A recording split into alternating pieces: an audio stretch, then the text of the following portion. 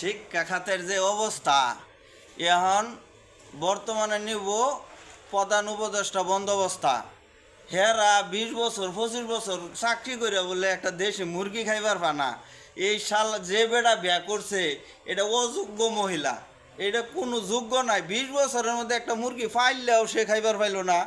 আর ওই যে ফাঙ্কাস একটা সার আছে হের ফুতেরে বলে ওখানে একটা ইলিশ মাছ খাওয়ার পাইল না। হ্যাঁ, দেশি একটা সিলভার মাছও পাইছিলে না। এরম যে স্যারেরা ভিতরে যায় মিথ্যা কথা বলে ওই প্রতিষ্ঠান দেখবেন সব রেজাল্ট আসছে সবচেয়ে খারাপ।